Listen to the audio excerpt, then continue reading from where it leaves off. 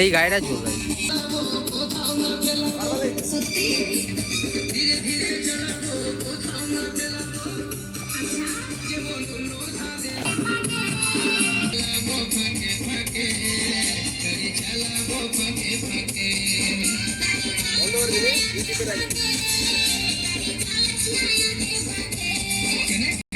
গাড়ি ফাড়ি সব দাঁড় করে দিছে, দিয়ে একটা প্রতিমা তুলে দিছে ব্যাস।